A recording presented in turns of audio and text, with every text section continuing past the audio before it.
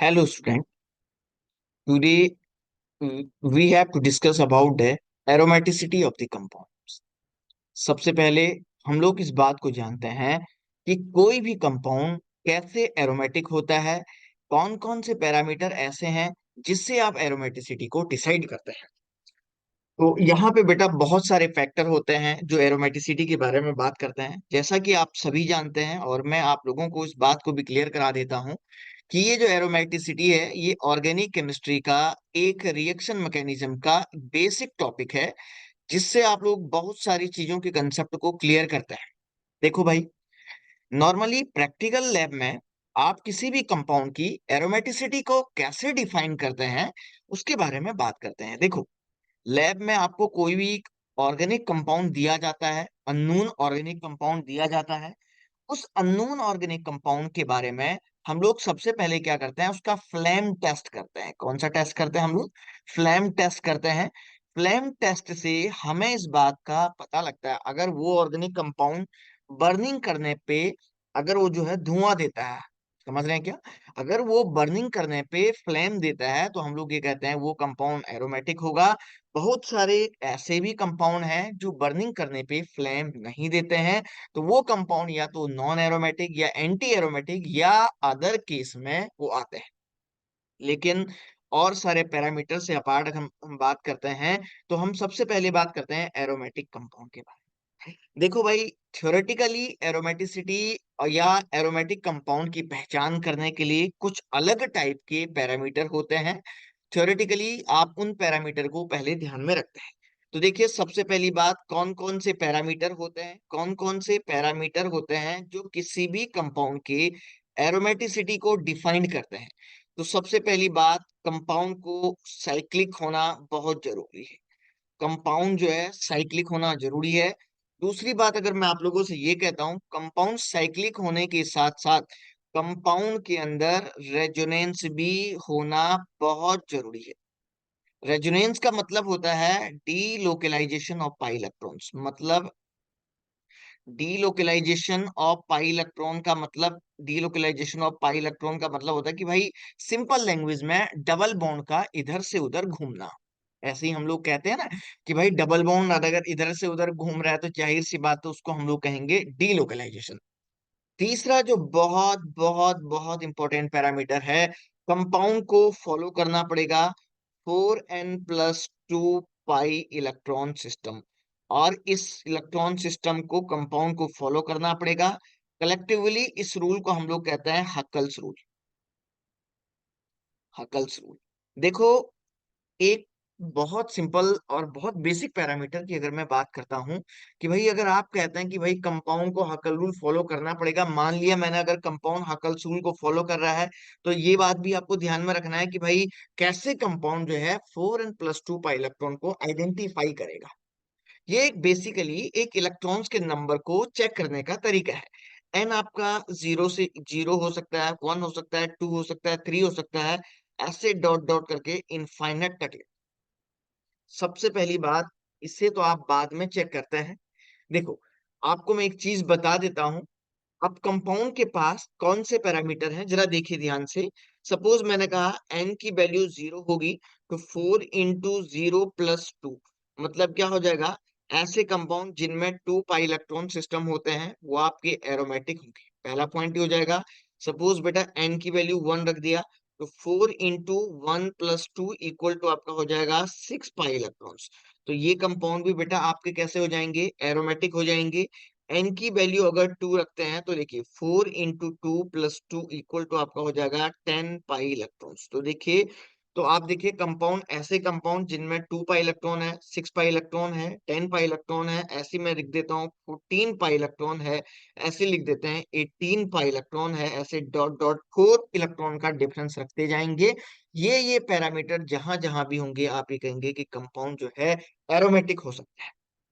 Questions आपके mind में ये आ रहा होगा कि सर कैसे डिसाइड करेंगे कि कंपाउंड के अंदर 2 पाई इलेक्ट्रॉन है, कंपाउंड के अंदर 6 पाई इलेक्ट्रॉन है, कंपाउंड के अंदर 10 पाई इलेक्ट्रॉन है।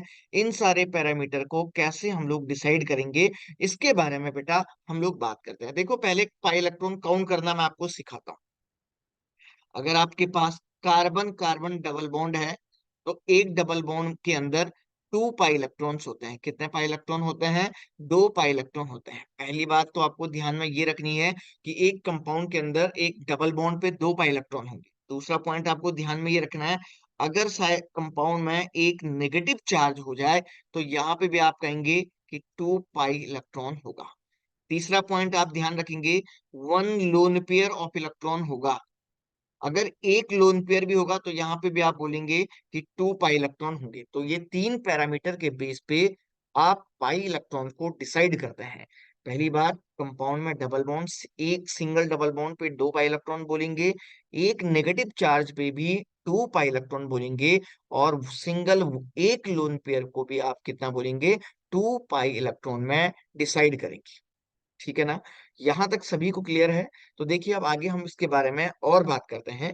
देखो सपोज, अब ये पाई इलेक्ट्रॉन देखिए, पहले मैं पाई इलेक्ट्रॉन काउंट करना सिखाता हूँ। तो देखिए आपके पास कोई एक सिस्टम ऐसा है, तो देखिए इसमें आप देख रहे हैं 2 डबल बॉन्ड है, तो 2 डबल बॉन्ड का हो जाएगा 4 पाई इलेक्ट्रॉन हो जाएगा। पहला सिस्टम ही हो जाएगा।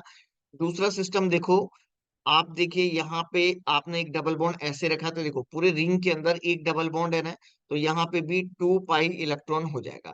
मैं ये नहीं कह रहा हूँ कि ये कंपाउंड एरोमेटिक है या नहीं है, वो तो बात की बात है, लेकिन पहले ये तो देखो कि भाई इस कंपाउंड के बारे में कैसे चेक कर रहे हैं। देखो उसके बाद देखिए एक और कंपाउंड मैंने ऐसे रखा आपके पास, ध्यान से देखिएगा कि यहाँ पे भी देखिए 2 पाई इलेक्ट्रॉन है, तो ऑलरेडी इसमें कितना हो जाएंगे? 4 पाई इलेक्ट्रॉन हो जाएंगे। जैसे एक कंपाउंड मैंने यहाँ पे रखा, ये ऐसे नाइट्रोजन रख देता हूँ इस पे, ये ऐसे इस तरीके से, और देखो यहाँ पे, तो देखिए ऑलरेडी 2 डबल बॉन्ड है, 2 डबल बॉन्ड है और प्लस एक लोन पेयर है, तो ओवरऑल 6 पाई इलेक्ट्रॉन्स आपके पास हो जाएगा। ऐसे ही बेटा अगर मैं एक बात और यहाँ पे इस कंपाउंड के केस में अगर एक ऐसा एग्जांपल रख देता हूँ, देखिए एक और एग्जांपल के बारे में अगर हम लोग बात करते हैं, तो देखिए ये कुछ ऐसा हो जाएगा, ये कुछ ऐसा नेगेटिव चार्ज, और देखिए ये ऐसा और ये ऐसा। तो देखिए दो तो डबल बॉन्ड हो जाएंगे, 4 पाई इलेक्ट्रॉन, और एक इस नेगेटिव चार्ज से डिसाइड हो जाएगा, तो बेटा ये भी आपका 6 पाई इलेक्ट्रॉन्स हो जाएंगे। बात समझ में आ रही होगी शायद सभी को। तो ये सारे पैरामीटर आपको ध्यान में रखने हैं। यहाँ तक क्लियर हो गया सभी को? तो देखो भाई, अब बात ये है कि आप, मैंने ये कहा ये जरूरी नहीं कि ये सारे कंपाउंड एरोमेटिक हैं, ये नहीं। एरोमेटिक होने के साथ साथ इतने पाई इलेक्ट्रॉन का होना तो जरूरी है, साथ में कंपाउंड में साइक्लिक भी होना जरूरी है, और कंपाउंड के अंदर रेजोनेंस भी होना जरूरी है। ये पैरामीटर भी आपको ध्यान में रखने हैं, और इन सारे पैरामीटर से आप चेक करेंगे। तो देखिए कि कैसे चेक कर रहे हैं, इन सारे पैरामीटर से आप चेक करेंगे कि कंपाउंड एरोमेटिक है या नहीं। देखिए, देखिए सबसे पहली बात, कंपाउंड देखो, मैंने अगर इस कंपाउंड पे एक एग्जांपल लेते हैं, हम लोग एक एग्जांपल को अगर हम लोग डिस्कस करते हैं, तो एग्जांपल में देखिए हम लोग डिस्कस करते हैं। मैं अगर आपसे ये कहता हूं कि एक ऐसा कंपाउंड हमने लिया यहाँ पे, अब आपसे ये कहते हैं क्या ये कंपाउंड एरोमेटिक है क्या? बिल्कुल भी नहीं है भाई, ये एरोमेटिक कहाँ से हो सकता है? क्योंकि आप कहेंगे कि सर यहाँ पे 4 पाई इलेक्ट्रॉन तो बेटा बाद में डिसाइड करेंगे, लेकिन पहले ये तो देखो ये साइक्लिक है। और वैसे भी एरोमेटिक के लिए 2 पाई या 6 पाई होना चाहिए, होना चाहिए नहीं होना चाहिए, बोलो? अगर आप इस कंपाउंड में सेकंड एग्जांपल, पहला एग्जांपल ये है, तो ये कंपाउंड एरोमेटिक नहीं। सेकंड एग्जांपल की अगर बात करते हैं, तो देखो ये कंपाउंड, पहली बात साइक्लिक है क्या? चेक करो, बिल्कुल बिल्कुल ये कंपाउंड साइक्लिक है। इस कंपाउंड के अंदर 2 पाई इलेक्ट्रॉन है। तीसरा पैरामीटर है रेजोनेंस का। इस कंपाउंड के अंदर ये साइक्लिक तो है, मान के चलिए, हमने मान लिया साइक्लिक भी है, 2 पाई इलेक्ट्रॉन है अभी तक तो है, लेकिन रेजोनेंस नहीं है। देखो इस कंपाउंड में देखो ना, इस कार्बन का हाइब्रिडाइजेशन sp3 है। sp3 हाइब्रिडाइजेशन वाला पॉसिबल है, क्योंकि कंपाउंड में हर एक कार्बन का हाइब्रिडाइजेशन sp2 होना चाहिए ना। रेजोनेंस के लिए तो sp2 जरूरी है, तो आप ये बोलेंगे कि यहाँ पे नो रेजोनेंस, ऐसे लिख देता हूं मैं। यहाँ पे अगर रेजोनेंस नहीं है, तो आप बोलेंगे नॉट एरोमेटिक। तो आप ऐसे लिखेंगे, ये कंपाउंड आपका एरोमेटिक नहीं हो सकता है। अब आप बोलेंगे सर इस कंपाउंड को एरोमेटिक बना के दिखाइए, तो देखिए इसको बना देता हूं मैं। यहाँ पे देखो, यहाँ पे ये ऐसा डबल बॉन्ड लगा दीजिएगा, और यहाँ पे पॉजिटिव चार्ज रख दो। देखो ना, तो देखो ये कंपाउंड साइक्लिक भी है, देखो आप पॉजिटिव चार रख रहे हैं ना, अब रेजोनेंस हो गया इसके अंदर, रेजोनेंस पॉसिबल है इसमें, क्योंकि ये डबल बॉन्ड, क्योंकि यहाँ पे इस कार्बन का हाइब्रिडेशन sp2 हो गया, क्योंकि रेजोनेंस के लिए हाइब्रिडेशन sp2 होना जरूरी है, ध्यान रखिएगा इस बात का। sp2 होगा तभी हम लोग बोलेंगे। तो देखो यहाँ पे, तो ये कंपाउंड एरोमेटिक नेचर का होगा, ये कंपाउंड ऐसे ध्यान रखना, ठीक है ना।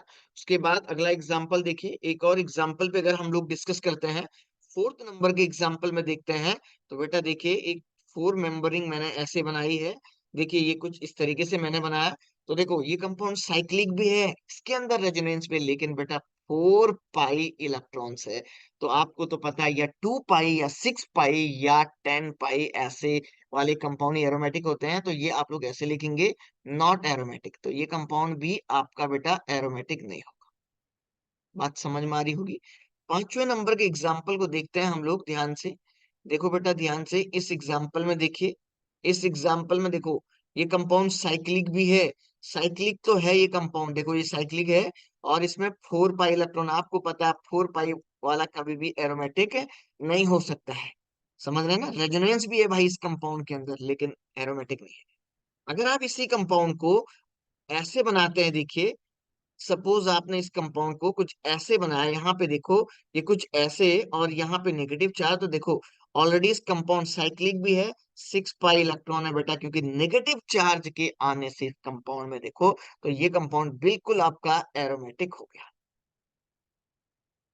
दुनिया में सबसे पॉपुलर जो एग्जांपल है, दुनिया में जो सबसे पॉपुलर एग्जांपल है के बारे में, ठीक है ना, मतलब एरोमेटिसिटी का जो सबसे ज्यादा पॉपुलर एग्जांपल है पूरी दुनिया में, मैंने आपको बताया, वो आपके पास सबसे ज्यादा यूज होने वाला एग्जांपल है बेंजीन कंपाउंड। ये बेंजीन कंपाउंड आप सभी जानते हैं, सभी को पता होगा, इस कंपाउंड के अंदर 6 पाई इलेक्ट्रॉन भी है, 6 पाई इलेक्ट्रॉन भी है, ये कंपाउंड एरोमेटिक है, सबको ध्यान रखना है।